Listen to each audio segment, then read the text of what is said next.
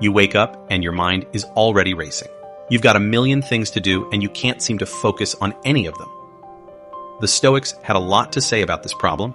They knew that the human mind is prone to distraction and that it's hard to focus when our thoughts are all over the place.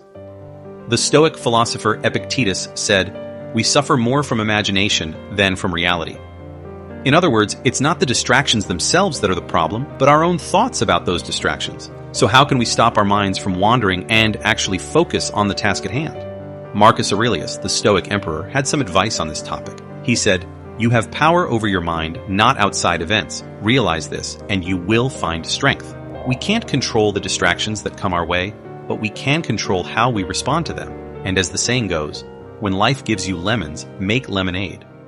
But when life gives you distractions, make a to-do list and promptly ignore it. But seriously, how did the Stoics manage to stay so focused? What can we actually do when we find ourselves unable to focus? The Stoics universally agreed on three key pillars to maintain focus, which are: control the mind. Instead of getting stuck in the past or worrying about the future, try to bring your attention to the present moment. It's like trying to catch a wave. You've got to be in the moment to ride it.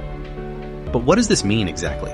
It means letting go of the past with all its regrets and what-ifs and not getting caught up in the future with all its worries and anxieties. It means being fully present in the moment with all its uncertainty and imperfection. Think of it like this. When you're hiking, you don't worry about the mountain peak. You focus on the next step, and then the next, and then the next. You don't worry about the entire journey. You focus on the present moment and the next step that needs to be taken. This is what the Stoics called living in accordance with nature, being in harmony with the present moment. 2. Ditch the perfectionism. You're not perfect, and that's okay. In fact, it's more than okay. It's liberating. As Epictetus said, it's not about being the best, it's about being better than you were yesterday. And finally, try to practice what the Stoics called prosoche. This allegedly is the art of wrestling with the uncooperative, squirmy mess that is your mind. It's like trying to tame a wild animal, except the animal is you, and it's been fed a diet of anxiety and distraction.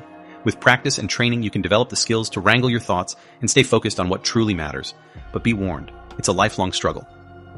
And you'll probably need to start by accepting that your mind is a bit of a hot mess, but that's okay. Focus on one thing at a time.